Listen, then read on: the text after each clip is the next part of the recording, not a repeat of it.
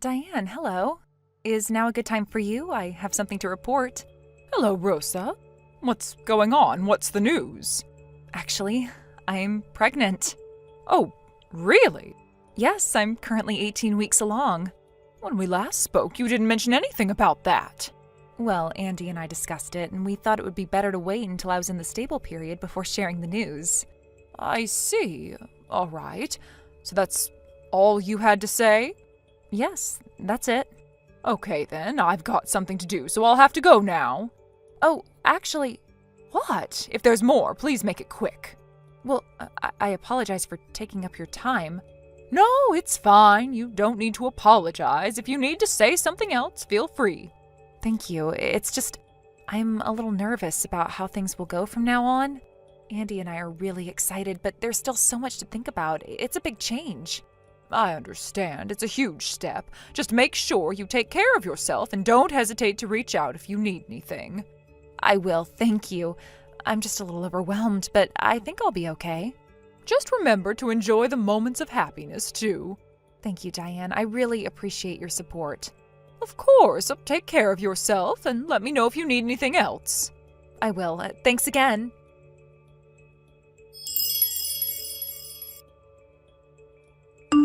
Andy, I told your mom about the pregnancy. Oh, really? What did she say? Well, that's the thing. What do you mean? What happened? How should I say it? It was more like her reaction was a bit flat, you know? The message didn't seem to convey much excitement or joy. It didn't really seem like she was happy about it. Really? Well, as you know, your mom has always been a bit distant with me, so I kind of expected that. But even accounting for that, her response didn't seem particularly joyful. There wasn't a single word that really conveyed excitement or happiness. Maybe I'm just overthinking it. I see. You know, for Dad and Mom, this is their first grandchild, and they seem to be looking forward to the birth of the baby, so I thought they'd be over the moon about it. I really thought they'd be thrilled. If I'd known it would turn out like this, I should have told them myself. I'm sorry, I should have handled it better. Hey, it's not your fault. Don't apologize. We've only talked through a message so far, and maybe it's just my perception of it. It could be nothing. Still, I'll reach out to Mom myself to check in. You just focus on taking care of yourself and the baby. Thanks, Andy. I really appreciate that. No problem. You're the one carrying the baby, so your health is the most important thing right now. I'll handle this side of things. Just take care of yourself and the little one. I will. Thank you.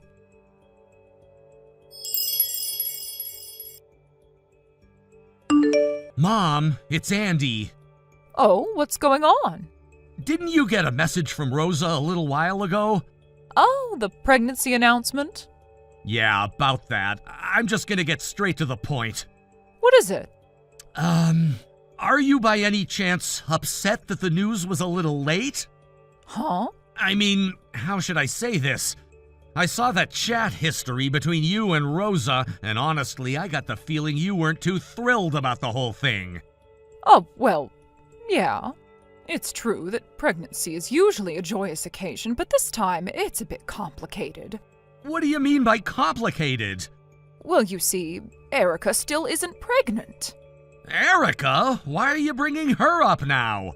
Your dad and I talked about it, and we agreed that this time we'd let Erica go first. We need to ask Rosa to give up on this for now. What? Let Erica go first? Give up? What are you saying? What I mean is, the first grandchild should really be Erica's child, don't you think? Huh? What? It's like a matter of seniority in the family, you know. It just feels off, to be honest, if the younger brother's child is born before the older sister's child. It just doesn't sit right, don't you agree?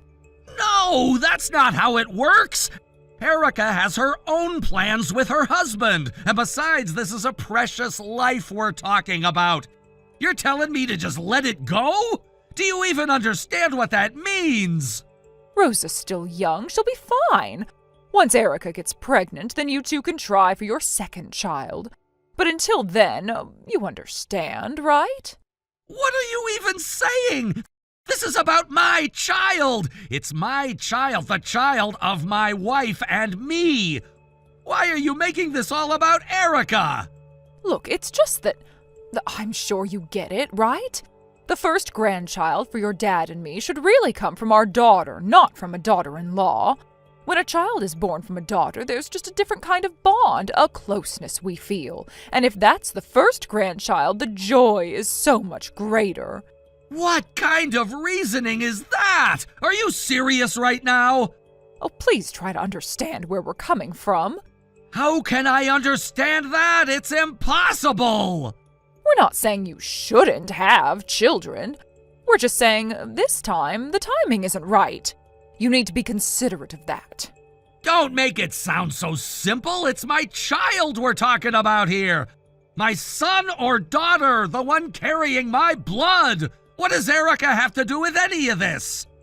Andy, you have to understand. Your dad and I are just looking forward to the child that Erica will have. We've been waiting for this moment, so please, can you just be reasonable this time? Are you trying to erase the fact that this is Rosa's and my baby? Are you seriously saying that to me? I'm done with you both if that's the case. Rosa and I are having this child no matter what. Wait, Andy, don't say that! What kind of parents would try to discard their grandchild just because of their own selfish reasons? I don't want parents like that. Hold on, Andy, please, just listen to me for a second. No, I'm done listening. I've made up my mind. No one is going to stop us from having this child. Not you, not anyone. Andy, please think about this. Your dad and I have always thought about the family, about what's best for everyone. But you're being so stubborn right now. Can't you see that we're just asking for a little patience? Patience? What's there to wait for? I'm already waiting to become a father, and I'm telling you right now, no one is going to take that away from me. You can talk all you want about timing, but this is a life we're talking about. My child's life. I'm not saying you shouldn't have this child, Andy. We just wanted things to go a little differently. We wanted the first grandchild to be Erica's, that's all. You keep saying that, but it doesn't change anything. I'm not asking for your permission, and I'm not going to let you dictate this. But Andy, think of your dad. This is a huge decision, and it's not just about you and Rosa. It's about the whole family. This isn't about the whole family. It's about me and Rosa. It's about our future and our child, and you're asking me to put that aside just for some idea of tradition? I won't do it. Not now, not ever! I never thought you'd react like this. We just wanted to share in the joy of the first grandchild together and not have it be a source of conflict. You know what? I don't need that kind of joy if it comes with this much baggage. I don't need your approval. Rosa and I are going to have this child, and nothing will change that. Andy, please, think carefully about this. No, it's too late for thinking. I'm making this decision for my family, for the future. And if that means cutting ties with you, then that's what I'll do. Don't say things like that. Oh, please, just wait a minute.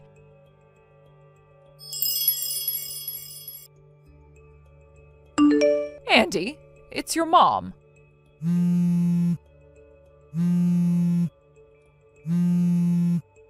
The other day I went to visit the apartment where you and Rosa used to live. I asked the neighbors and they told me you moved out 2 or 3 years ago. So, where are you living now? Oh, there's something important I need to talk to you about. Please respond.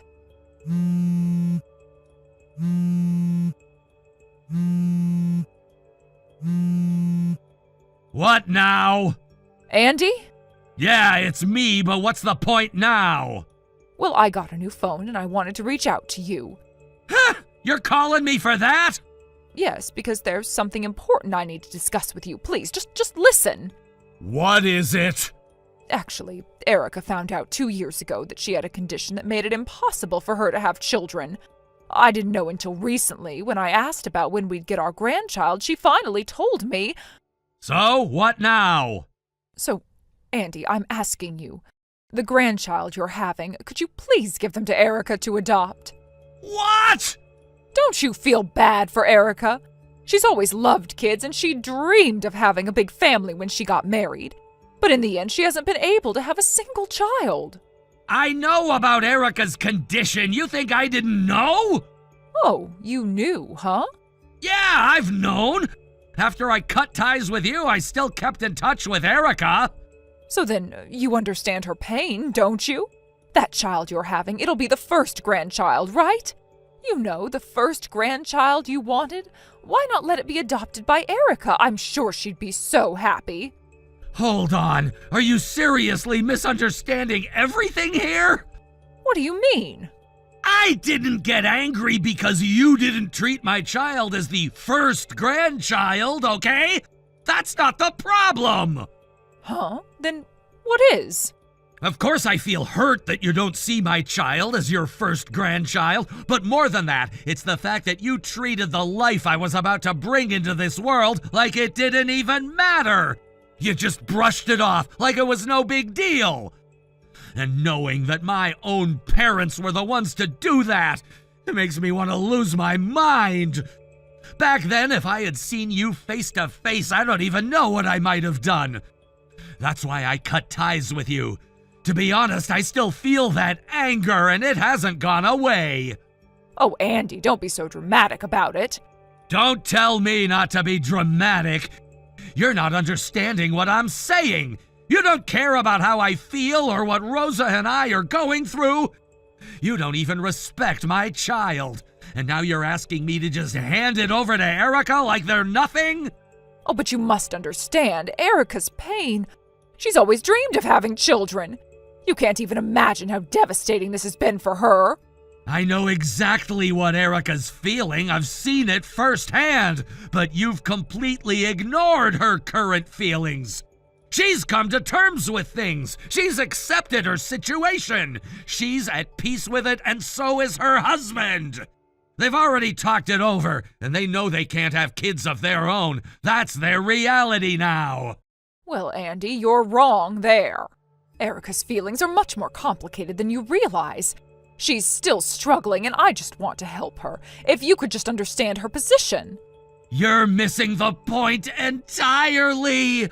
I'm not just talking about Erica. I'm talking about my own family, my own blood. Do you even hear what I'm saying? I won't just give my child away. Not to anyone, especially not to fix your family's mess. What are you saying, Andy? We just want to help Erica. She's suffering, and I know she's strong, but we don't want her to feel like she's alone in this. You've already made her feel alone. You've completely shut her out. She was my sister, and you made her feel like she didn't even matter. Do you really think that everything will magically get better if I just hand over my baby to her? That somehow makes everything okay? Andy, please, don't be so stubborn. Oh, this could be a way to make things right. Think of it as a way for everyone to heal. Heal? By sacrificing my child to fix your mistakes? That's your idea of healing? You want me to just erase my child's existence to make you feel better about Erica's pain? You think that's going to fix everything? It's not like that, Andy. I just thought you'd understand how important this is to Erica. You know she still dreams of having children. I want her to feel that joy, that fulfillment, that's all. No, you don't get it.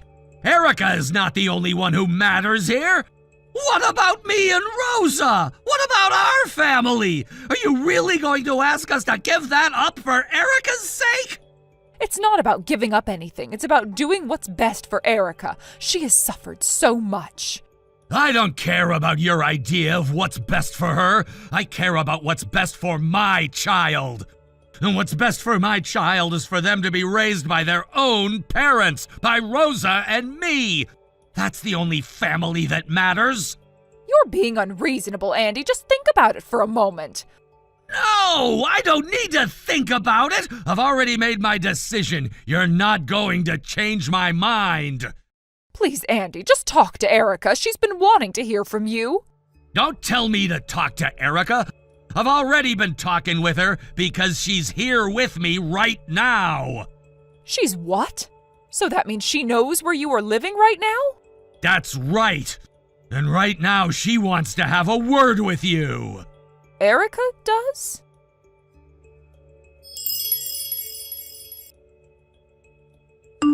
Mom? Erica! If you knew about Andy's new address, you should have told me. That's not what we're talking about right now. I've been wondering why Andy hasn't come back to the family home, and I started to think it might have something to do with Rosa and you not getting along. In some ways, I was right, but now I finally understand why Andy didn't want to talk about it when I asked. You'd understand, right? After all, it makes sense that the first grandchild should come from the eldest child. Having a grandchild from your own daughter is just so much more meaningful. But Andy, well, he's a man, so he just doesn't get it. Don't assume anything.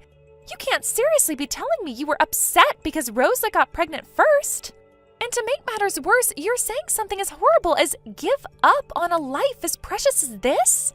Not only that, now you're suggesting giving the child up for adoption, tearing apart a parent and child for the sake of your own beliefs about what's right. Well, I only suggested that because I was thinking about you. What? What do you mean, thinking about me? Don't act like you're doing this for me. You've completely ignored what's right for my family and for my child. No, I just thought, since you haven't been able to have children and Andy and Rosa are having one, maybe this could be a way to help. You know, you could have the joy of raising a child. That's all I wanted, to help you. Stop. It's none of your business. I'm not a child, and neither is Andy.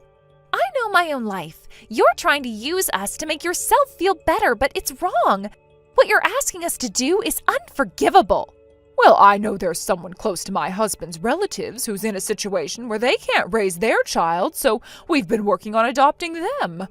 It's a bit of a different situation, but I think you'll understand. So what? Are you saying you'd be okay adopting Andy's child too, just like that?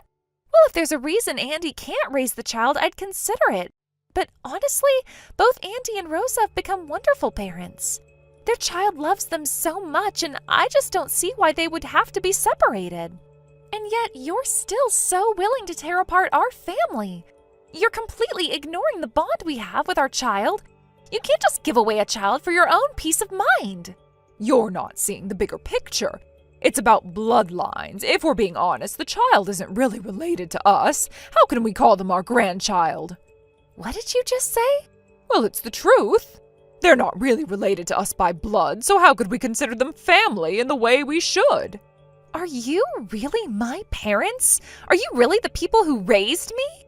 What's wrong with that? This is how things should be. We can't just throw away traditions. You used to be different. You were never like this before.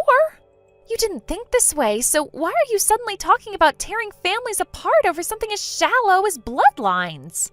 Erica, listen, I've been thinking. Maybe this is the only way to make everything work. I'm not trying to hurt you. I just want what's best for everyone. No, I'm not buying into this.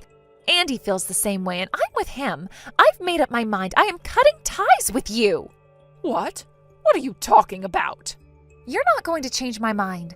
I am not going to let you tear apart my family any longer. The four of us, Andy, Rosa, the child, and I, we've decided to all cut ties with you. We're changing our phone numbers, and you won't get them. Erica, please don't do this. I just want what's best for everyone. Why can't you see that? Because what's best for everyone isn't what you think it is. You've lost sight of what really matters, and I won't stand for it anymore. Well then, I guess we'll have to do this the hard way. You don't want to listen to reason, but I'm not going to give up. And I'll just suggest you move in with us, you, Andy, Rosa, and the child. That way we can all live under one roof and you won't have to worry about anything. What? You think that will solve everything? That suddenly we can just fix all of this by living together? No, this isn't a fairy tale, Mom. You can't force things like this. I'm doing this because I want you to be happy. I want you to experience the joy of being a mother, and I am willing to do whatever it takes. This isn't about me. This is about you trying to control everything. I'm done. Erica, please, just talk to me. I don't want to lose you. Then stop trying to control my life. Stop trying to tear my family apart. Goodbye.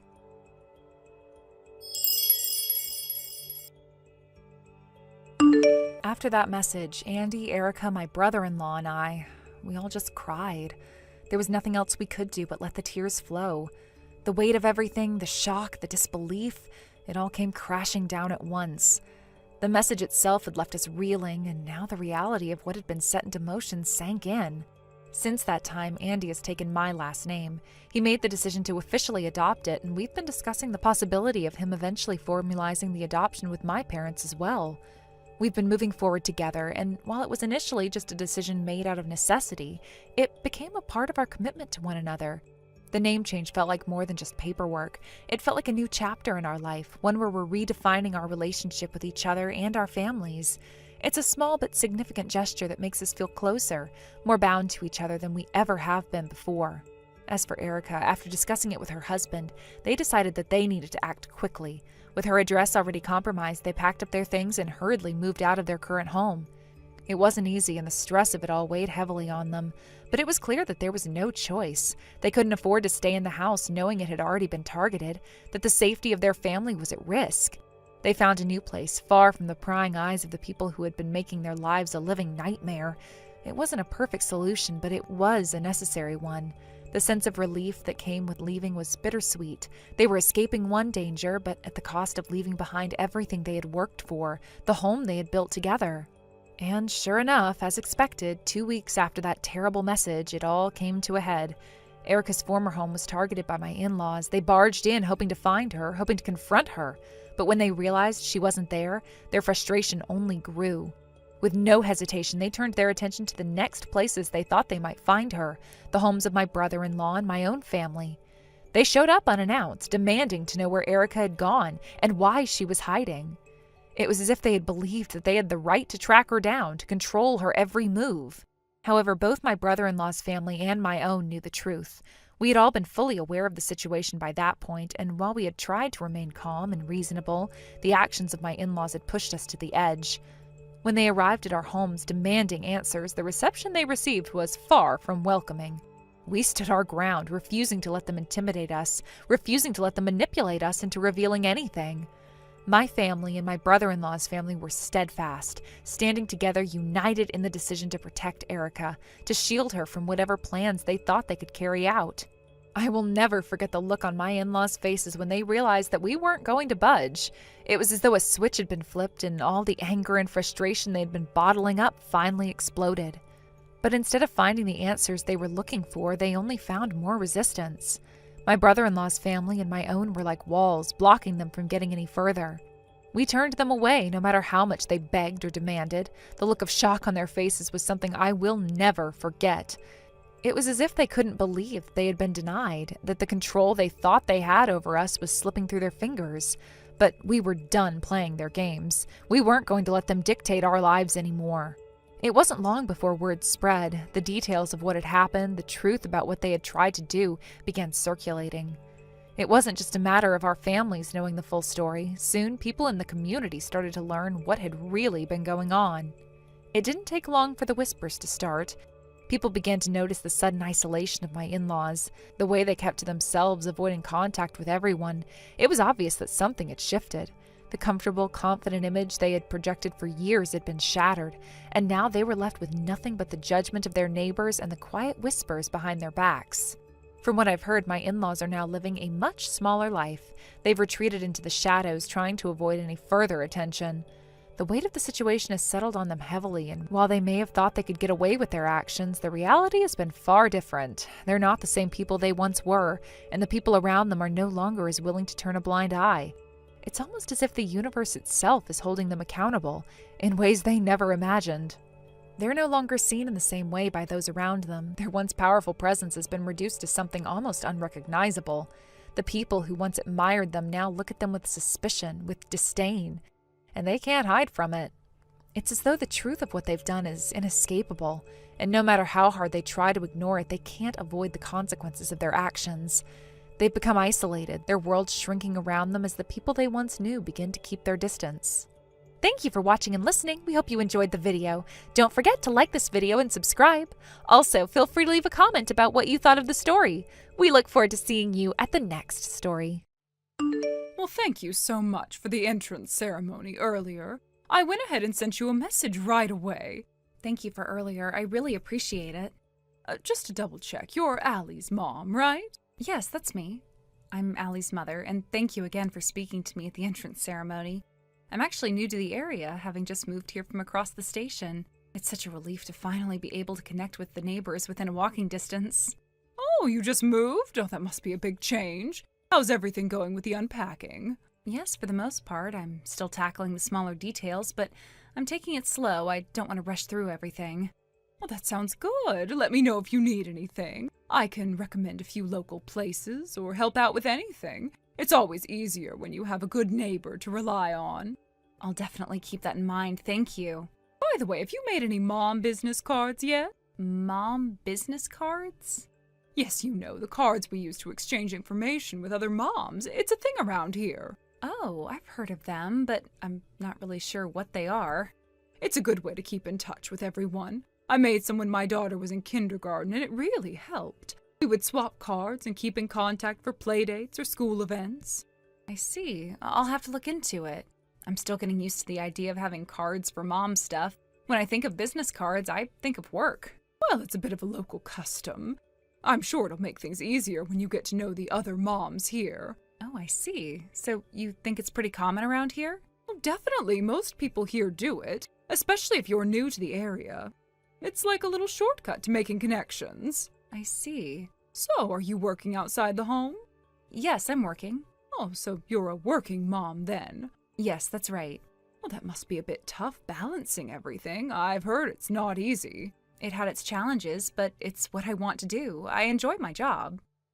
But I'm guessing it's because your husband doesn't make enough to cover everything, right? I know it can be tough with just one income. My husband makes good money, so I don't have to worry about working. I can focus on the kids and other things. I understand. It's good that things are working out for you. Yeah, it really helps. I'm lucky to have a husband who does well at work. His income is actually listed on my mom card, along with his position at the company. I'll give you one next time we meet. Wait, you put your husband's salary and job details on the card? Yeah, that's how it is. It's not unusual here. You see, it helps us decide how we relate to each other. You know, we get a better sense of who people are and what they're about. I see. That's an interesting approach. It's just the way things are done, and it helps smooth things over. Right, I see now. Thank you for explaining. Oh, no problem. Oh, I've just remembered. I've got a dinner appointment in a bit. Oh, I have to run out too. I need to pick up dinner ingredients. What are you making? Well, since it's a celebration for Allie starting kindergarten, we're having her favorite, hamburgers. Oh, that sounds great. It's nice to make a special meal for your kids. Yes, it's a simple but meaningful celebration. Well, my family's going all out tonight. We're having a French dinner at a fancy restaurant. Oh, that sounds lovely. It must be nice to have such a luxurious dinner. It's a treat for sure. Anyway, I should get ready for it. Yes, I should start getting dinner together too. It was nice talking to you. We should stay in touch. Definitely. Take care.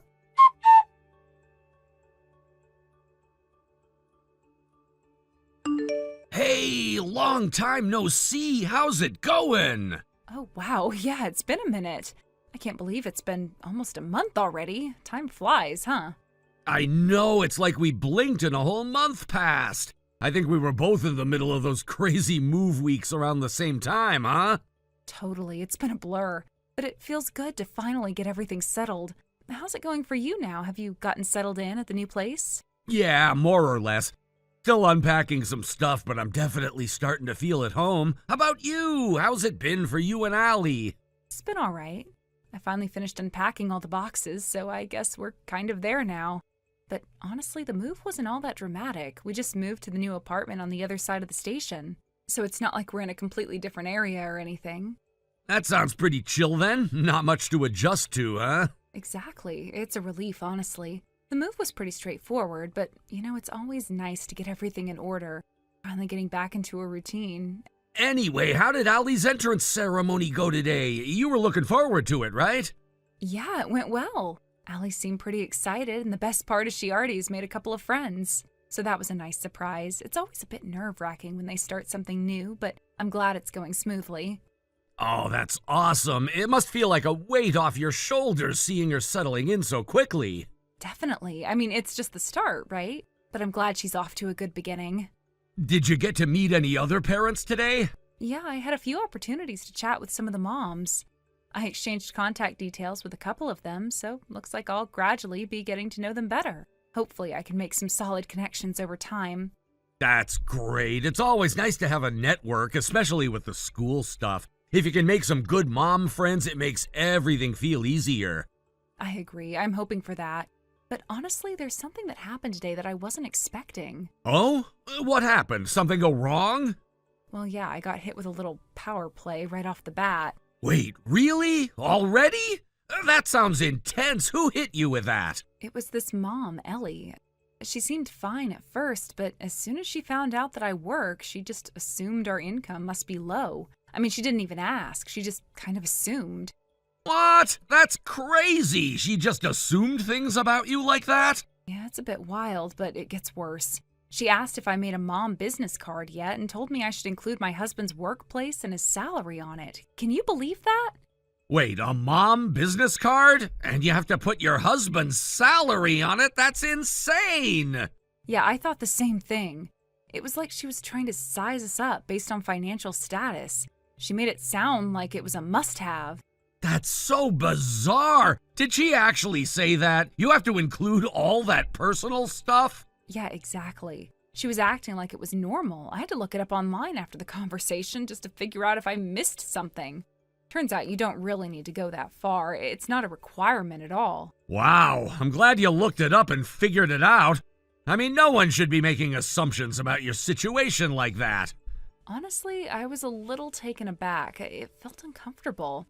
But I'm glad I got the right information in the end. It's good to know that I don't have to follow her lead. That's really good. I'm glad you're not letting it get to you. So, Ellie, huh? That's the same Ellie that Rachel was telling me about, right? Yeah, that's her. Do you know her too? Oh, yeah. Rachel mentioned her a while ago. She's been dealing with Ellie's mom power trips for a while now. Rachel's actually really relieved to be away from her, especially after the move. She says she feels like she's finally free from all that pressure. Oh, I didn't know Rachel had been going through the same thing. Well, it makes me feel a little better knowing I'm not the only one Ellie's targeted. Yeah, Rachel's been putting up with Ellie's stuff for ages. But now, after the move, she's in a much better place. She's been telling everyone how much more relaxed she feels. That's good to hear. I'll have to talk to Rachel about it more, but honestly, it's a relief to know that I'm not alone in this. Definitely. And hey, you and Martin are probably the best equipped people to handle Ellie's kind of behavior. I mean, you guys have got everything together, right? Well, I don't know about all that, but it's definitely nice to have the backup. It helps to have some leverage in these situations, that's for sure. I mean, you two are basically an unstoppable duo when it comes to handling situations like this. You got the info, the confidence, and the resources. Ellie's got nothing on you. I appreciate that, Ron. It definitely helps to know that we're well equipped, but I'll still keep an eye out for any more surprises, just in case. For sure. And hey, Rachel said she'd be sending you a message later with some other stuff she wanted to pass on. She's got a few more things to share that might be useful. Got it. I'll look out for that. Cool. Well, I should get going. Martin's calling me, so I'll catch you later. All right, tell Martin I said hi. And thanks for all the info, Ron. It really helped. No problem. Take care, Janelle. Talk to you soon. You too. Bye.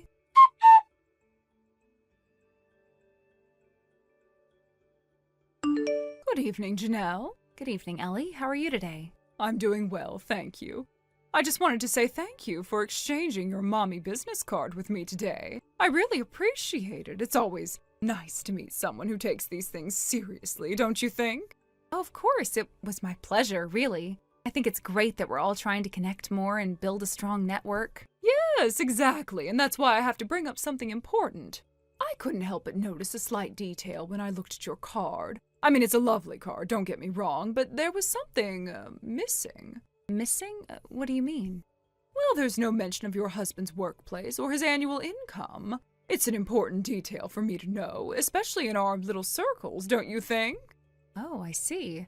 Well, after we exchanged cards, I did some thinking and did a little research of my own. I came to the conclusion that I didn't really need to put his details on the card. It didn't feel necessary.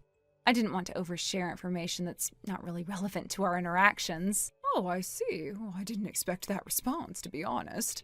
You know, many moms I've met have felt the same way, but I have to say I understand why you leave that information off. It's a touchy subject for some, especially when it comes to their husband's earnings. Let's be real, if your husband's salary isn't particularly impressive, some people might not want to share that information. Yes, that's true. But I don't think income should define the value of a person or their family. It's just not something I feel the need to highlight. Oh, darling, you're so sweet, but let me tell you something. That's not how things work in the real world, especially among people like us. There's a certain image we must maintain, and income plays a huge role in that.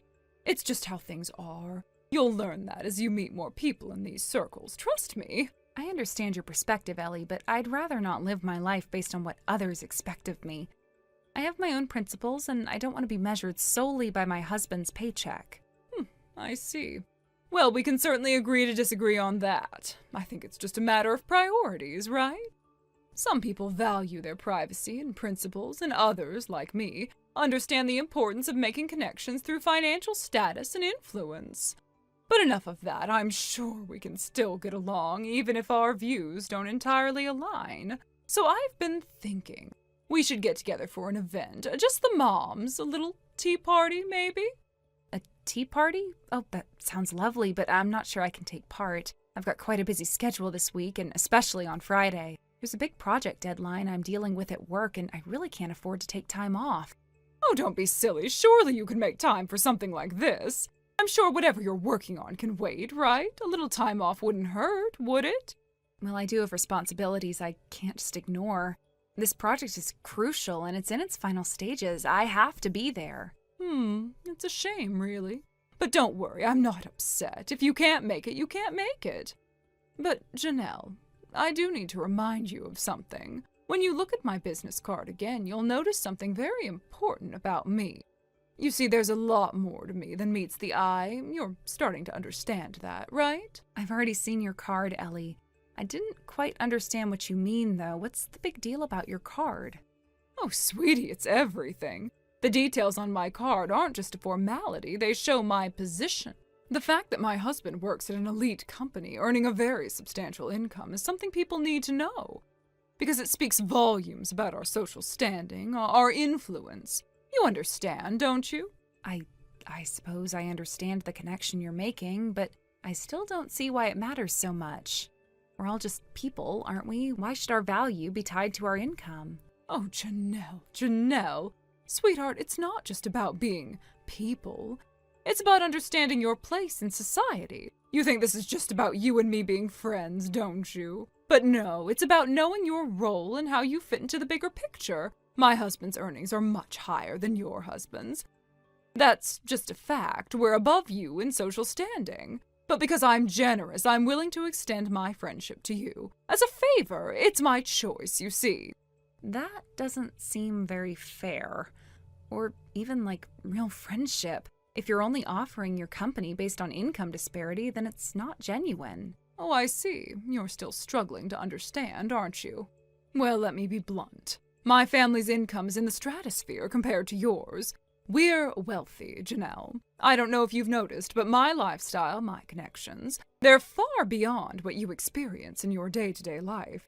You're just an average person, and you have to accept that. And because I'm generous, I'm willing to spend time with someone like you. But in exchange, you'll do what I ask. You'll play the part of a grateful, subservient friend. You're asking too much, Ellie. I won't be treated like that. Oh, don't be difficult.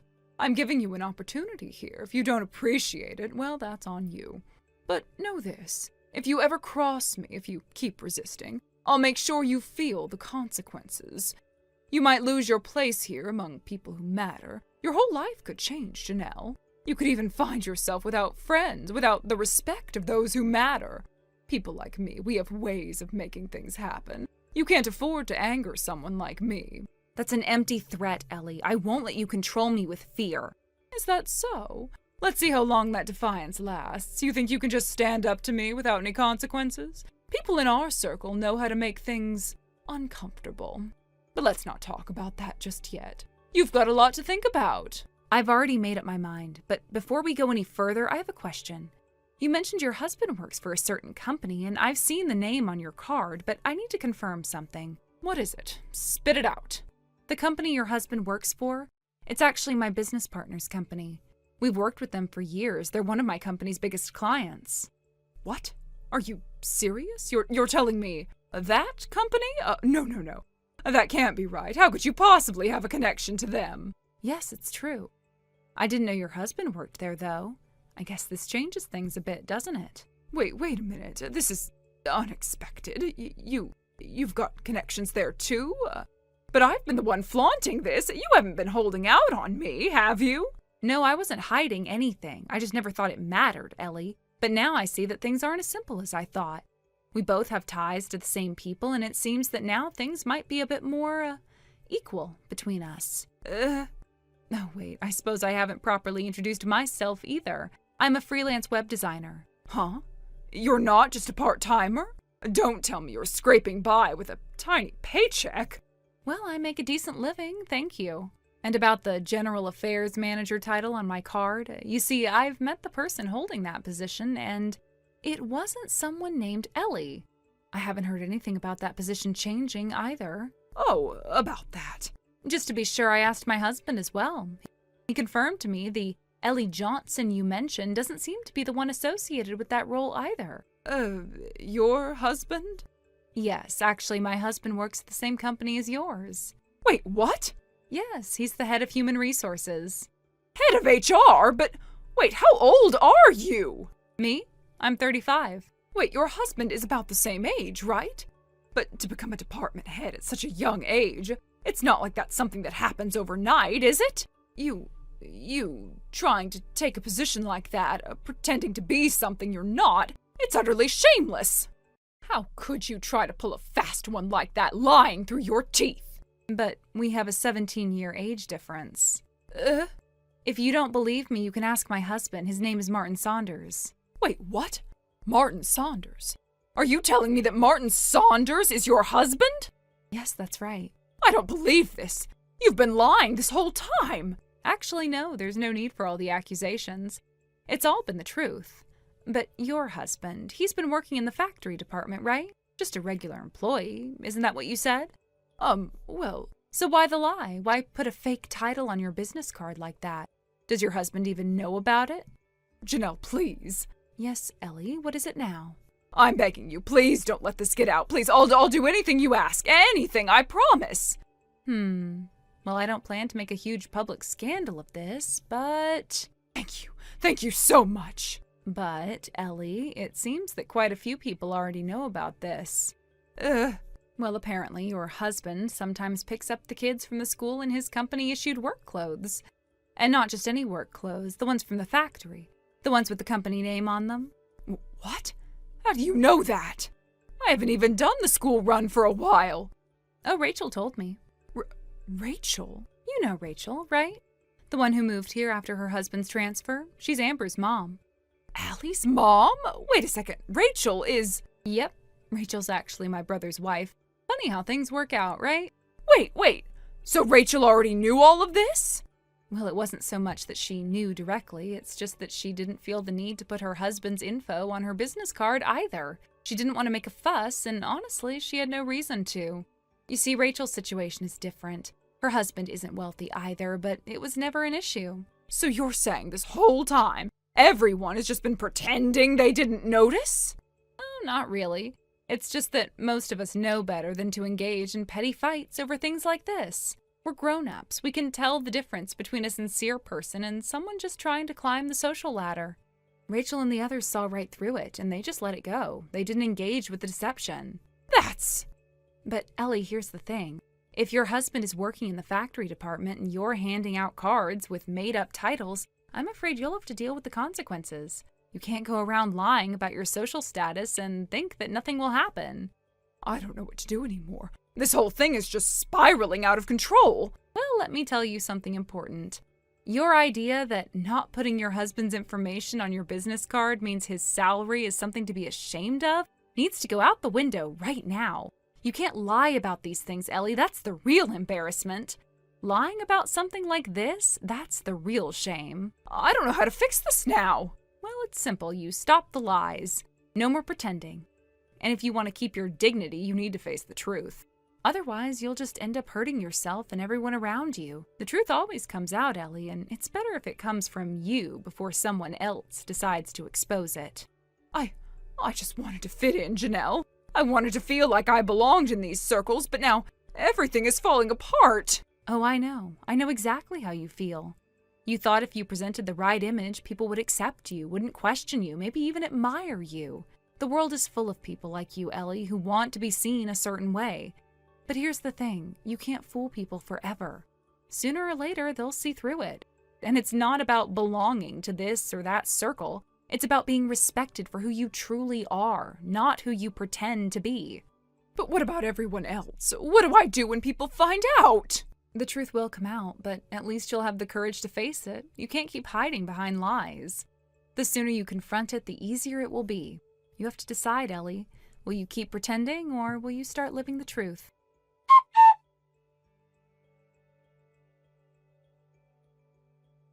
Ellie's husband apparently didn't know about the mom business card situation. When he found out, he was absolutely stunned. He couldn't believe it. It turned his world upside down.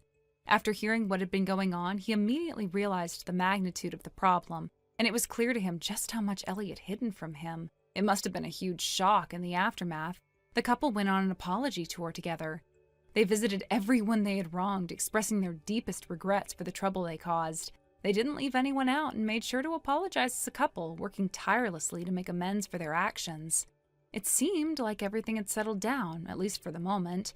They had done what they could to fix things, or so it seemed. However, things took a turn when another bombshell dropped. It came to light that Ellie's husband was heavily in debt, far deeper than anyone had realized. It turned out that she had been doing whatever she could, going to great lengths to fund her image as a wealthy, glamorous celebrity mom. She had been living beyond her means, taking out loans and even making some questionable decisions just to maintain that facade. It was clear now that her desire to keep up appearances had led to this financial disaster. The discovery of this debt became the final straw. The pressure of the situation became too much, and Ellie and her husband's marriage ultimately ended in divorce. It was inevitable, given everything that had come to light. The debt, the lies, and the trust that had been shattered, it just couldn't be repaired. As for their child, the custody battle was a difficult one. It became clear that raising their child while burdened with such overwhelming debt wasn't a feasible option. The husband was granted custody as it was apparent that Ellie could not provide the stability her child needed, given her financial and emotional turmoil. On top of everything, Ellie's parents, who had been deeply upset by the whole situation, ended up cutting ties with her completely. They disowned her, unable to forgive what she had done. Left without the support of her family, Ellie ended up in a rundown apartment, barely scraping by. She was working multiple jobs, trying to pay off her mounting debts, day in and day out. It wasn't easy, and it was clear that she was struggling to survive. I occasionally see her around town, but every time I do, she seems to duck away as quickly as possible, almost as if trying to disappear into the shadows. The way she tries to avoid being seen is heartbreaking. It's hard not to feel pity for her when you see how far she's fallen. Thank you for watching and listening. We hope you enjoyed the video. Don't forget to like this video and subscribe. Also, feel free to leave a comment about what you thought of the story. We look forward to seeing you at the next story. Mikey, it's your mother. I hope I'm not interrupting anything, but I just wanted to check in and see how things are going. You're working from home again today, right? That means you're by yourself all day. Are you feeling okay? You haven't caught a cold, have you? Sometimes you don't even realize you're getting sick until it gets really bad. And what about food? Are you eating properly? You have a terrible habit of skipping meals when you're too busy with work. Oh, and Andrea, she's making sure you're taken care of, isn't she? Oh, for the love of... Mom, can you please stop bombarding me with these overprotective messages? I was in the middle of a really productive work session. I was focused. I was actually making good progress. And now my focus is completely shattered because I had to stop and deal with this. Mikey, that's not a very nice way to talk to your mother. I'm just looking out for you. Looking out for me? Mom, this isn't just looking out. This is you hovering, micromanaging, obsessing over every little thing as if I'm a kid who can't take care of himself. That's not true. I'm just making sure your lifestyle isn't falling apart. I know how you get. You get so caught up in work that everything else gets neglected. If I don't check in, who will? It's not like I can just stop by and see for myself, so I have to rely on Andrea. Mom, how many times do I have to tell you, stop putting this kind of pressure on Andrea? She's my wife, not my caretaker. Oh, don't say such cold things. Do you have any idea how sad that makes me? Even if it makes you sad, it frustrates me. It's exhausting having the same conversation over and over again. And can we address something else, like the fact that you keep calling me Mikey? What's wrong with that? What's wrong with that, Mom? I'm 34 years old. You can just call me Mike. I don't know. To me, you'll always be Mikey. Parents don't just stop seeing their children as their babies, you know. No matter how old you get, you're still my little boy. Yeah, I think you're taking that phrase way too literally. Anyway, where's Andrea? I messaged her a little while ago, but she hasn't responded. She's at work. Obviously, but I sent her a message and she still hasn't replied. That's because she can't check her phone during work hours. Her company has a strict policy against personal phone use. She has to leave her phone in her locker. If she sees your message at all, it won't be until her shift is over. What? So she won't even see it for hours? That's right. That means she's not properly taking care of you, is she? What? Mom, what exactly did you message her? I just asked if she went home during her lunch break. Why? Because she should be making sure you have lunch, of course. Mom, I can make my own lunch. So she didn't come home, did she? Obviously not. She only gets an hour for lunch. Even if she wanted to, there's no way she could make a round trip, cook, and still get back to work in time. Oh my goodness, Andrea works that far away? It's not that far. It's just too far for a round trip during a 1-hour break. No. If she's too far away to come home and take care of you, then that's too far. Mom, I know people who commute 2 hours one way. Compared to that, Andrea's job is close. That's completely different. If she weren't responsible for looking after you, then I wouldn't care. But she is. She's your wife. She should be there to take care of you when you need her. We need to do something about this. She should quit that job and find something closer. Mom! No, listen to me, Mikey. A job is a job. There are plenty of jobs out there. She can find one that's within a reasonable distance. And by reasonable distance, you mean? Oh, I don't know. 3 minutes away by bicycle should be the absolute limit. That's insane! We live in a suburban residential area. There aren't even that many workplaces that close by. Then you should move somewhere that makes more sense. No! Andrea likes her job. She enjoys the work, she's good at it, and she's happy there. I'm not gonna ask her to leave just because you think she should be hovering over me all day. Mikey, I can't believe you're okay with this. Okay with what? You've only been married for 3 months and you're already letting Andrea carry such a heavy burden. What? I thought marriage was about a husband taking care of his wife, providing for her, making sure she doesn't have stress. Instead, you've put her in a position where she has to work so hard, commuting so far, and still coming home to take care of you. Mom, stop. If only I didn't live so far away. If it weren't for this 4-hour distance, I would come take care of you every single day. Don't! Do not even joke about that! Actually, Oh, no. there's something I've been planning for a while now. I think it's finally time to put it into action. What are you talking about? You'll see. It's a surprise. A surprise? Yes, I just need a little time to prepare everything, but once it's ready, you're going to be so happy. Mom! Trust me, Mikey. I don't! I really don't! Oh, you'll love it. I already hate it. Now, just be patient. Everything will be ready soon. I have a really, really bad feeling about this.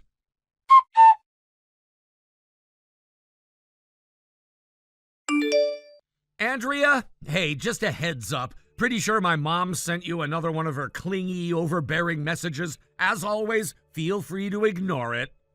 Hey, you. Yeah, I figured. My phone buzzed a couple of times while I was packing up, and I had a feeling it was her. You okay, though? She didn't completely throw you off your day? Let's just say my patience is wearing thin. Oh, no. She hit me with the Mikey barrage again. Mikey! I swear to God, Andrea. I'm sorry, I couldn't resist. But seriously, I don't know how you deal with this daily. Your mom's got persistence, I'll give her that. Oh, believe me, if persistence were an Olympic sport, she'd have taken home gold years ago. No kidding. Though, to be fair, I do get why she's like this. Your parents' divorce hit her hard. Living alone must be rough for her. Yeah, I get that, I do, but here's what gets me. The whole reason my dad wanted the divorce in the first place was because she was way too obsessed with me. That's literally why they split. And 2 years later, she still doesn't get it. That part is wild to me. Like, I understand feeling lonely. I understand struggling to adjust, but you'd think she'd have some level of self-awareness. Nope, none. Not even a little. That's honestly kind of terrifying. Right? At least your dad understood what was going on. That's the one silver lining in all of this. Yeah, thank God for that. If nothing else, I'm glad at least one of my parents realized how unhealthy this was. Honestly, if Dad hadn't dropped the divorce bombshell when he did, I might have never worked up the courage to move out. And if I hadn't moved out, I wouldn't have met you. Aw. I mean it. If I'd still been stuck in that house with just my mom, I don't even want to imagine what that would have been like. Just thinking about it makes my skin crawl. Well, you're not stuck there anymore, and you'll never be in that position again. Yeah. Except, she still finds ways to make my life miserable from a distance.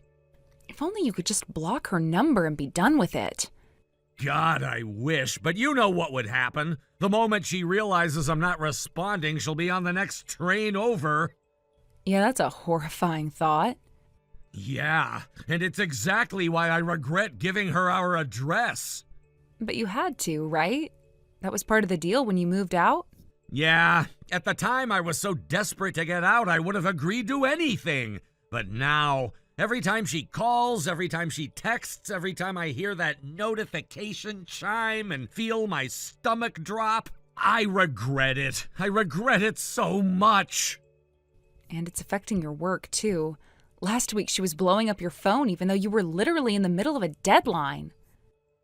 Exactly! That's what pisses me off the most! I work from home, staying focused is everything for me. And yet here she is, treating me like I'm just sitting around waiting for her to check in on me like I'm still some kid. She has zero boundaries.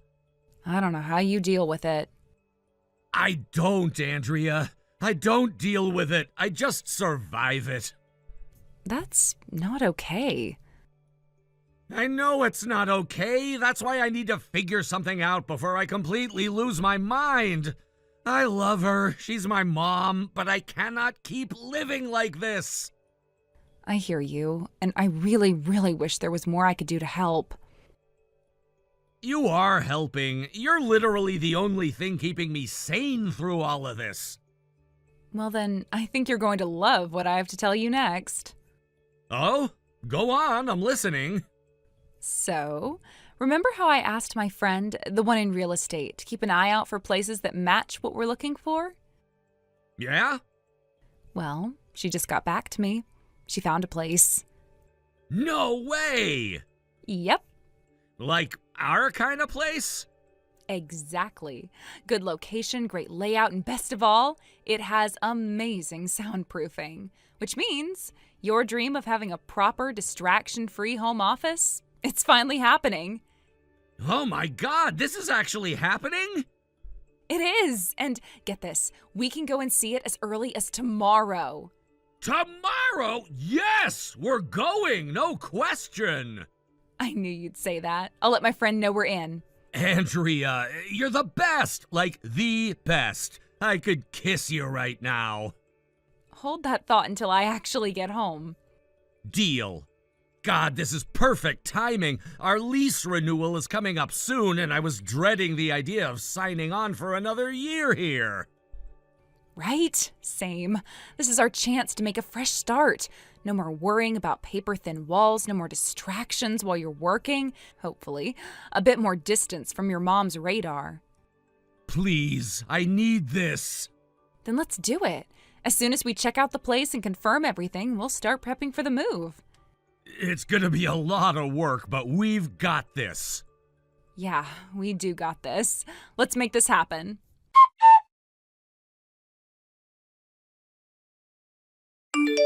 Mikey, it's your mother. I'll be arriving there soon. Oh, and if you're busy, you don't have to reply. There's no need, because from now on, we'll be together all the time. Isn't that wonderful? Mikey, are you home? I just arrived and the door was unlocked. Did you forget to lock it, or did you simply leave it open by mistake? I didn't want to barge in on you, but I thought maybe I could surprise you with something today. But now it feels like I've thrown everything off. I expected to walk in and find you both here enjoying a quiet Sunday, but no one's around. I thought you'd be spending time together, but maybe I misjudged that. Well, if you're not home, that's fine. I'll just go ahead and handle things here. Don't worry about me, Mikey. Just keep doing what you're doing. Don't feel like you have to rush back. I'm just here to look after things, and it's no trouble at all. Wait, Mom, what's going on? Oh, Mikey, I didn't mean to startle you. It's just, I thought you might want to know. I've just brought some of my things in. I managed to get a friend to help me unload everything. I've started moving in just a little. I didn't want to overwhelm you, but I thought this might be the best time. What? What do you mean you brought your things here? Yes, Mikey, I thought it would be nice to be closer. You've been through so much, and I know how tough it's been for you. I thought that if I was here, it might help. I've been thinking about how hard it's been, how much you've been struggling, and I couldn't just sit by and do nothing. I want to help, Mikey. Help? By moving in without asking me? I didn't want to come in uninvited, but I thought if I were here, I could take care of things for you.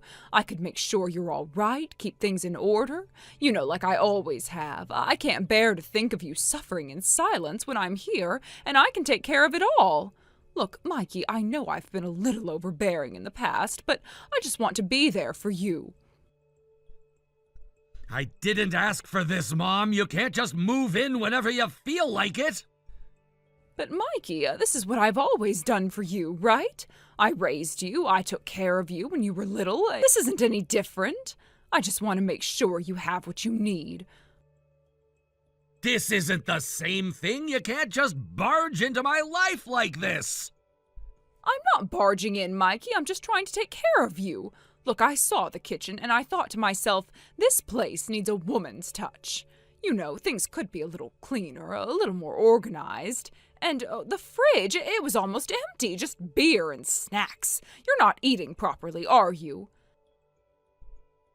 What does that even matter? Mikey, you don't understand. I can't stand the thought of you not taking care of yourself. I know how much stress you're under.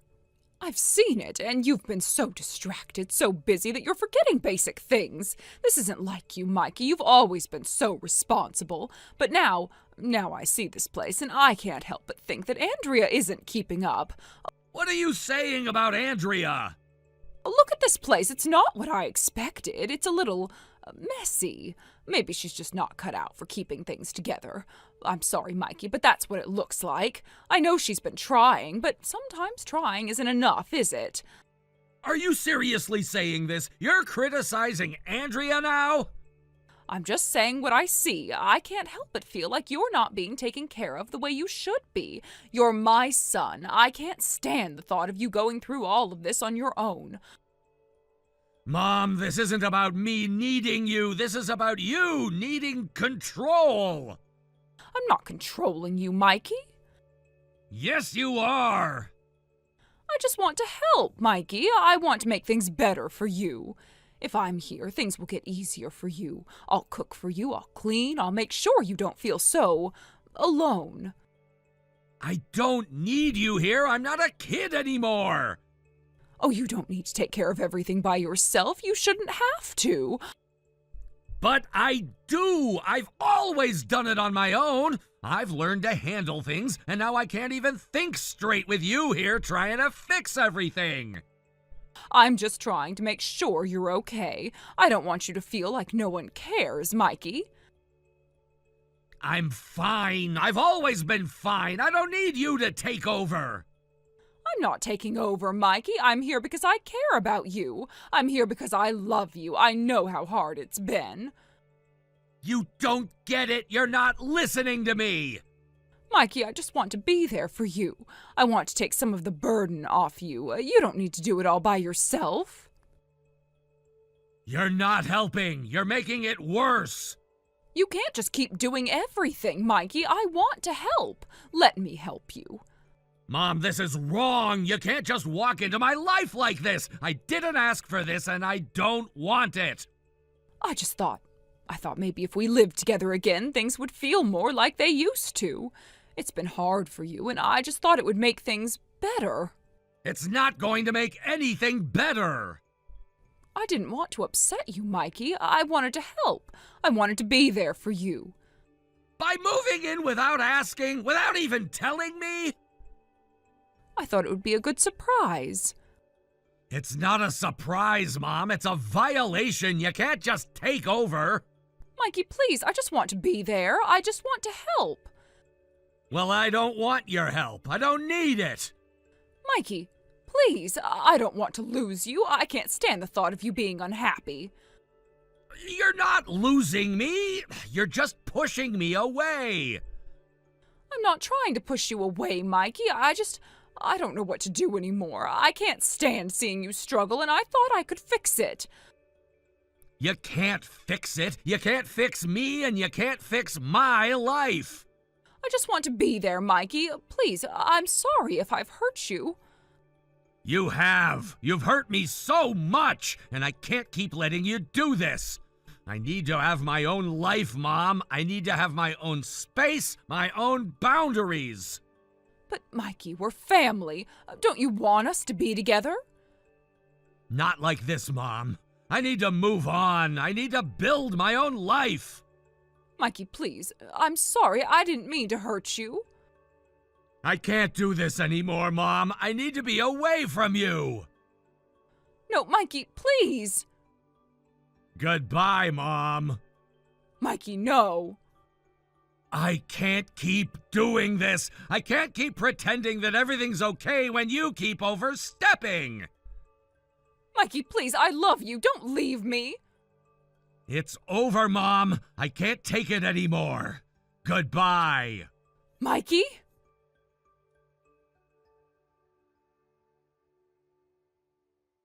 Mikey, please.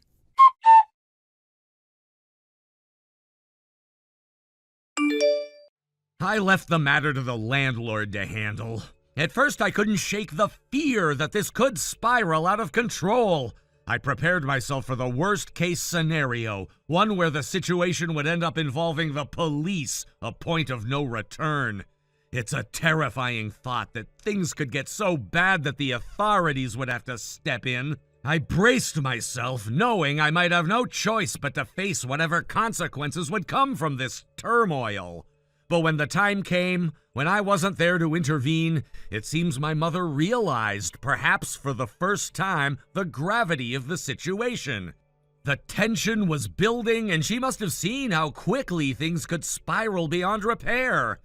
Maybe it was the sheer weight of it all, of everything that had been left unsaid, unresolved, that pushed her to the point where she knew she had to step back.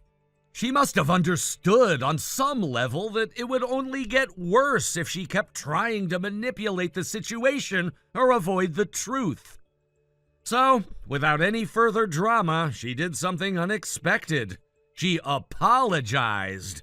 It wasn't a perfect apology, of course. It wasn't one that magically fixed everything or erased all the pain. But it was sincere, at least from her side. and that simple act seemed to diffuse the tension that had been building. There was no police involvement, no further escalation. My mother, for the first time in a long while, seemed to be owning up to something.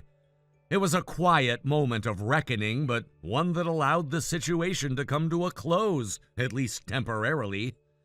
But things didn't end there, not by a long shot. Immediately after that, it seems my mother sought out my uncle, her older brother. It's clear she turned to him for help, hoping that he could smooth things over, help her navigate the mess she had created. I can't say for certain what exactly they discussed, but when my uncle showed me the conversation history, it was hard to ignore the look on his face. His initial reaction was one of disbelief, even disgust. He couldn't believe what had unfolded. It wasn't just that he was upset. It was as though he was physically sickened by what he read. The details were beyond his comprehension. How could it have gone so far? How could things have unraveled this badly? I could see the shock and frustration in his eyes as he processed everything. But over time, after a lot of back and forth, he came to a reluctant understanding. He didn't like it, but he finally saw why I had done what I did, why I had chosen to distance myself. He couldn't change the past, and neither could I. But at least, after all the pain and confusion, there was a level of acceptance that eventually came. The reality, though, is that none of us could change the past. It was done.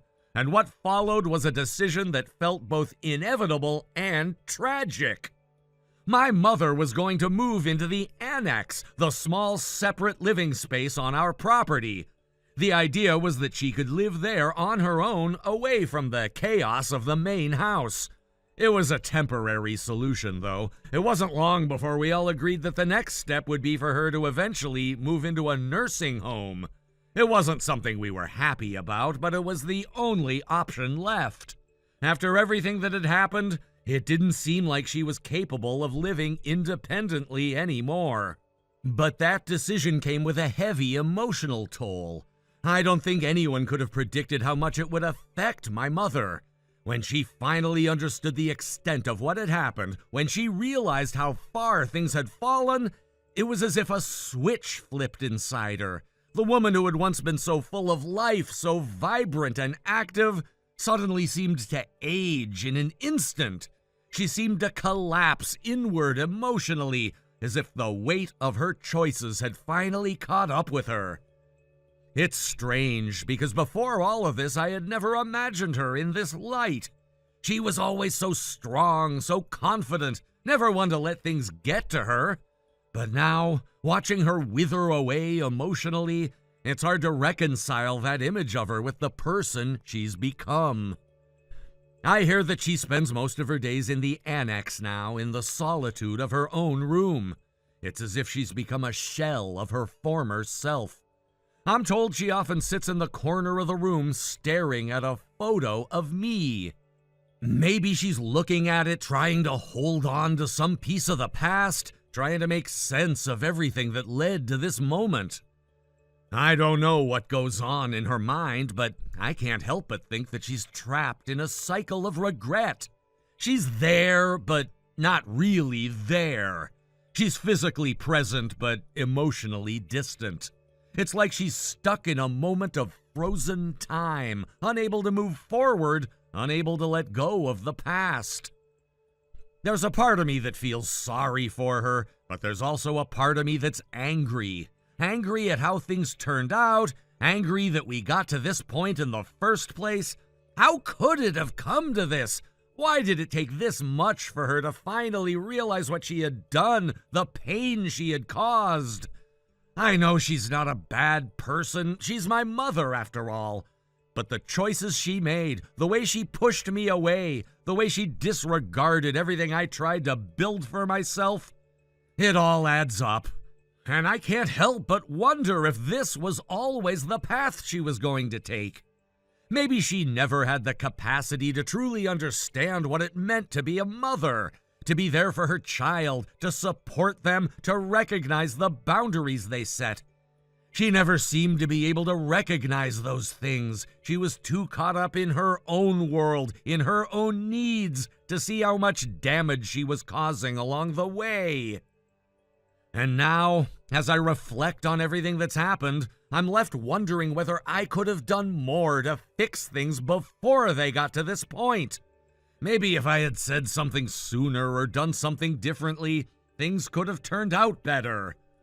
But the more I think about it, the more I realize that this was inevitable. There was no way to go back, no way to fix it. And that realization that we've both been trapped in this cycle for so long is almost as painful as the events themselves. My uncle once told me that sometimes even the strongest family bonds can break, and when they do, they can never be fully repaired. It's a harsh truth, but it's one that I've come to understand all too well. He was right. We've reached a point where there's no going back. My mother and I are too different now. The person I knew, the person I once called my mother, is gone. And in her place is someone who doesn't even recognize herself, let alone me. I think about the future, and I'm not sure what it holds for either of us. I can't predict where this journey will take me or where it will take her. But one thing is certain. Everything has changed. There's no going back to the way things were. The distance between us now is permanent. A chasm that can never be bridged no matter how hard we try. And as much as I wish things had turned out differently, I know that we both have to face the consequences of our actions.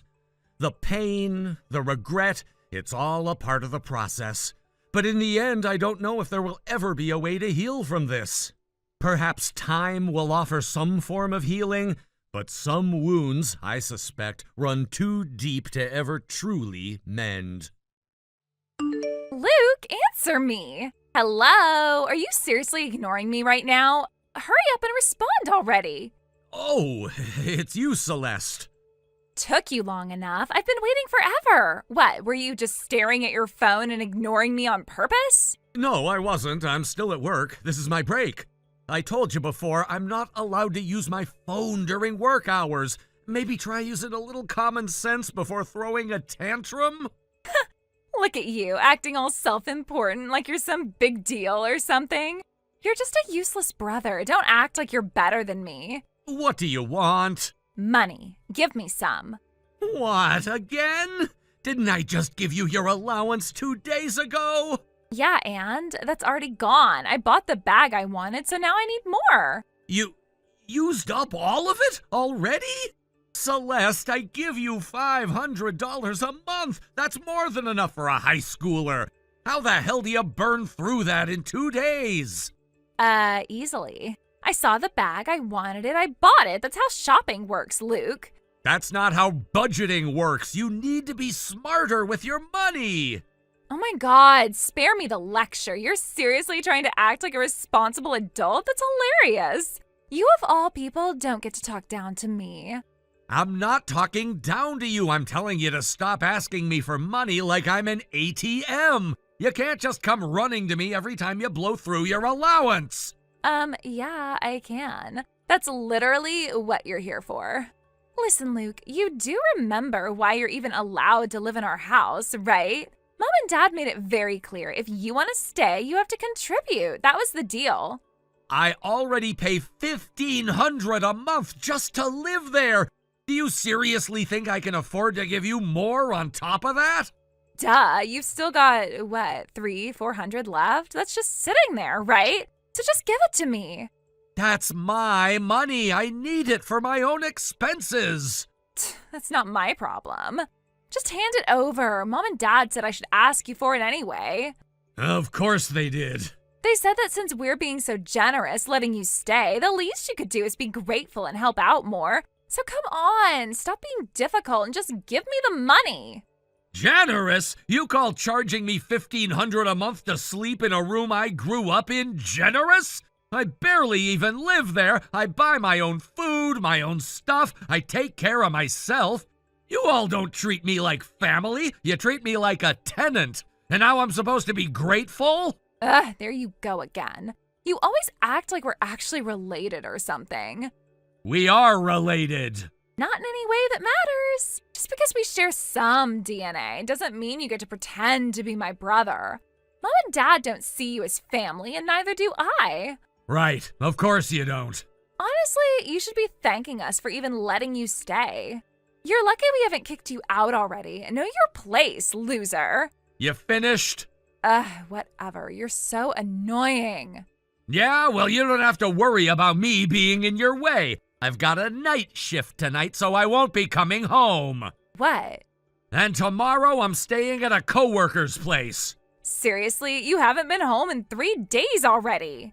Yeah, and? Fine. Be that way. Hey, don't ignore me. I'm not done talking. Give me the money.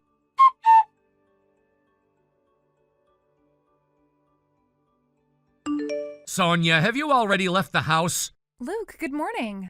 Morning. I'm at the bus stop now, waiting for my ride to work. How about you? Are you already home? Not yet. My shift ended up dragging on way longer than expected. I barely got through it. I'm exhausted. Just got on the bus back. That sounds awful. You must be completely drained. Great job hanging in there. I know it's not easy. Yeah, I'm running on fumes at this point. I just want to get home, shower, and pass out. I figured. That's why I made sure to cook something before I left. It's in the fridge, so when you get home, just heat it up, okay? Oh, and don't even think about sleeping on the couch again. Use the bed. You need proper rest. You really didn't have to do all that. I feel bad that you're always taking care of me. Luke, come on. You don't have to feel guilty about anything. I'm your girlfriend. Taking care of you is the most natural thing in the world to me. Besides, you've done so much for me already. I wouldn't be where I am without you. What are you talking about? You got where you are because of your own hard work. Maybe, but you helped. You gave me advice, taught me the ropes, and always had my back when I was struggling. If it weren't for you, I don't think I ever would have made it from a part-time worker to a full-time employee. So if someone like you, someone I love, is struggling, then of course I'll do whatever I can to help. Sonia. No arguments. Just eat and rest, okay? All right, thanks. I mean it. It really helps. By the way, can I ask you something? Yeah, what is it? Did Celeste try to ask you for money again? How did you know? My little brother saw her at the mall yesterday. Apparently she was buying some expensive bag, one that cost a few $100s. Figures. That must have been why she was harassing me for more cash yesterday. She spent her entire allowance in 2 days and expected me to just hand over more. I had a feeling. Luke, I don't mean to pry, but your family, why are they like this? Like what? The way they treat you, it doesn't make sense. Celeste is the one constantly causing problems, but it's like she can do no wrong in their eyes. From what I've heard, your parents don't even scold her when she gets into trouble. They actually go to her school and argue with the teachers, insisting that she's innocent. Yeah, it's happened more than once. I've lost count of how many times they've gone in screaming about how their daughter could never be in the wrong. I just don't get it. I know some families are stricter with the oldest child and more lenient with the youngest, but this is something else entirely. Now that I think about it, I've never actually told you the full story, have I? No, you haven't. But if you're not comfortable talking about it, I understand. I won't push you. No, I want you to know. You deserve to know. All right, I'm listening. The truth is, I'm not my mother's biological son. Wait, so she's your stepmother? Yeah, my birth mother passed away when I was a baby. I don't even have any memories of her. My dad remarried when I was in elementary school. The woman he married, Celeste's mother, became my stepmother. Celeste is their daughter. We only share the same father. Oh, that explains a lot. I always wondered about the age gap between you two. You're almost 12 years apart. Yeah, that's why. And that's probably why they've never really seen me as part of the family. Luke, you've lived in that kind of environment your whole life? Pretty much. It's always been like this. I wasn't what my stepmother wanted in her perfect little family. And my dad?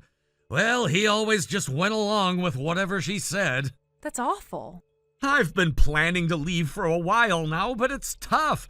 Every month they take $1,500 out of my paycheck as rent. On top of that, Celeste sometimes straight up steals from my wallet. No matter how much I try to save, it's never enough. Luke, Yeah? there's something you need to know. What is it?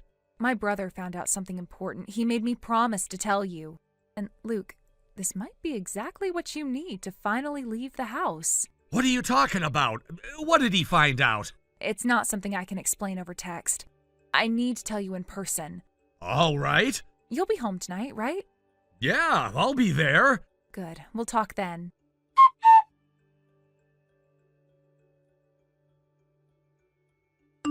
Hey, Trash, give me some money. Celeste? Again? Ugh, what is with that tone? Just shut up and hand it over already. You do realize you just demanded money from me yesterday too, right? Yeah, and you're the one who keeps making me ask over and over again. Why not just make it easy and hand me your wallet? Maybe because I don't enjoy getting robbed? Robbed? Seriously? You should be grateful we even let you stay in the house, you know? You're not even real family. So when I say I need money, just be a good little servant and give it to me. You don't even bother pretending anymore, huh? What's there to pretend? It's just facts. Your whole life belongs to us. You work for Mom, Dad, and me. So if I take a little from you, it's just part of the deal. Celeste, you might want to worry about something else right now. What now? You keep saying weird stuff today. Just give me the money already. Ah, so you really don't know yet. The hell is that supposed to mean? Don't get all smug just because you think you know something. Quit stalling and hand it over. You're beyond saving, you know that? Excuse me? If anyone's beyond saving, it's you.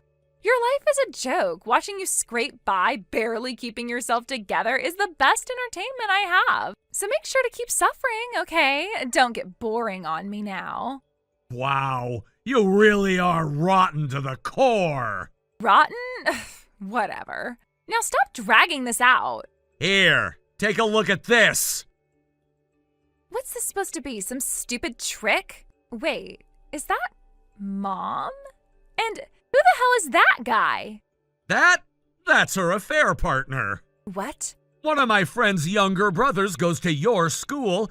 He saw them together while walking home from work. What? No way.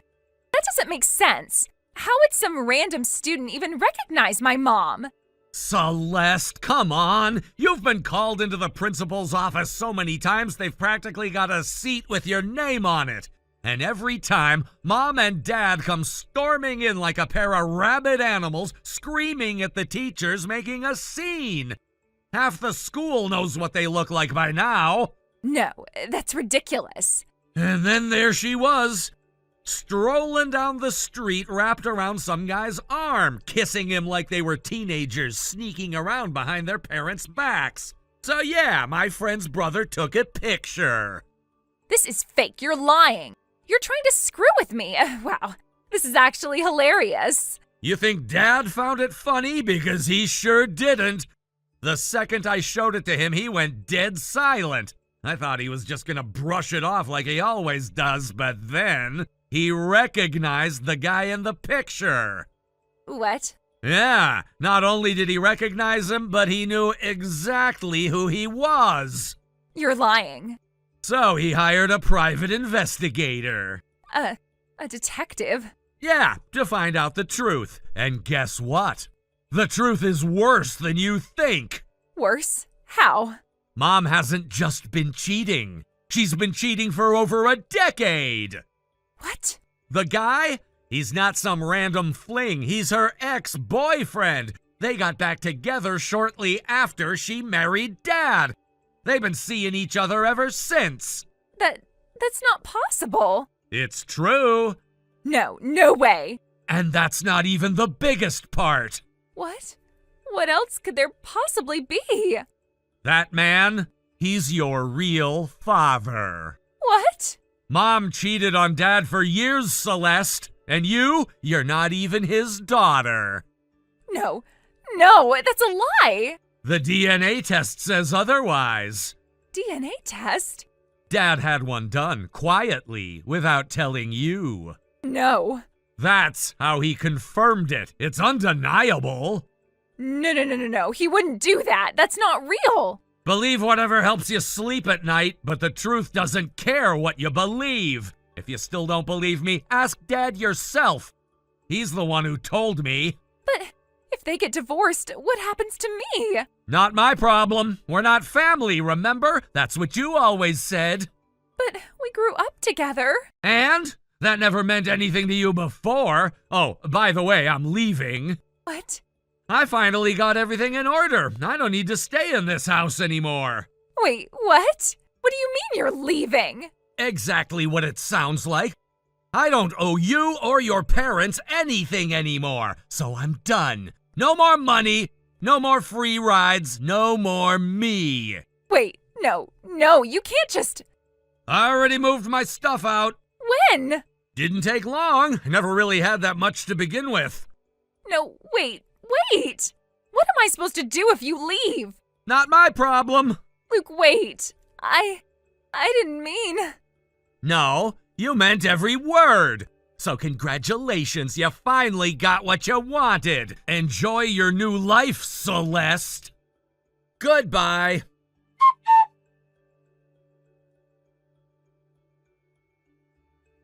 I had some reservations about acting the way I did in front of a high school student, feeling like it might be immature or inappropriate. But in the end, after so many years of pent-up frustration, everything just exploded in the most dramatic way possible. The years of holding back, of biting my tongue and being the quiet one, finally gave way to a breaking point. I didn't expect it to happen, but it did. It was the last straw, and I couldn't hold back anymore. After leaving home, I cut ties with not just Celeste and my mother, but also with my father. I realized that it was the only way to free myself from the suffocating weight of the family dynamic that had been dragging me down for years. It felt like the right thing to do, even though it wasn't easy. There was a sense of relief in walking away, but at the same time there was a sense of loss. I had spent my whole life trying to keep the peace, to make everyone happy, and in the end, none of it really mattered. The rift was just too deep, and there was no going back. For a while, I stayed with my girlfriend, Sonia, who had been a huge support during this time. She offered me a place to stay, and I moved into her apartment. It wasn't ideal, and it wasn't what I had planned for myself, but it was a temporary solution. We talked about the future and made plans to find a bigger place once we both settled down more. I knew that this wasn't where I'd be forever, but it was enough for the time being. Sonia's support meant the world to me during this time. She was patient, understanding, and gave me the space I needed to sort through everything. As for Celeste, things have only gotten worse. After our parents' divorce, the financial strain hit hard. Celeste's tuition fees became too much for my mother to cover, and she had to drop out of high school. It was a blow to her, no doubt, but it was something she had to face. I could see how hard it was for her, and it broke my heart. Celeste had always been someone who strived to do well, and to see her dream of finishing high school taken away so suddenly was devastating. In addition to that, her relationship with our mother, already strained, took a nosedive after my mother moved in with her affair partner. The tension between them only grew as my mother's priorities shifted, and the emotional distance became impossible to ignore. The whole situation was toxic, and Celeste didn't deserve to be stuck in the middle of it. But because of the circumstances and her age, she didn't have much of a choice. She had no financial support from anyone else, so she was forced to continue living with my mother and her new partner. There was no other option, no other place for her to go, even though she clearly wasn't happy with how things were turning out. Living under the same roof with her mother and her new lover was like living in a constant state of tension for Celeste. She felt like an outsider in her own home, and no matter how hard she tried to fit in, the situation was suffocating. It was the reality of living in a broken home where everyone was trying to make do with the scraps they had left. She didn't feel like she belonged, and I could feel that deep sense of alienation whenever I spoke to her. She had become more withdrawn, more resigned, as though she had given up on ever finding peace in that environment. And yet, despite everything, she didn't have much of a choice. With no other family members to rely on and no way of supporting herself, she had to stay in that uncomfortable situation. There was no escaping it, at least not in the way she wanted. Her situation was so difficult, so unfair, that it made me feel helpless. I couldn't fix things for her, and no matter how much I wanted to, I knew that she had to find her own way out. It wasn't my place to step in and solve everything. As much as I wanted to take her away from all of that, I knew that she needed to find her own strength. As for me, I was determined to keep moving forward, to build a new life for myself with Sonia. The road ahead wasn't going to be easy, but I knew that I could face whatever came my way. I had made peace with the fact that my family was no longer in my life the way it had been. I had to let go of the past in order to embrace the future. And no matter how difficult that future might be, I was ready to face it head on with the support of the people who truly mattered to me. Thank you for watching and listening. We hope you enjoyed the video. Don't forget to like this video and subscribe. Also, feel free to leave a comment about what you thought of the story. We look forward to seeing you at the next story. Thank you for watching. Please subscribe and hit the like button. See you next time.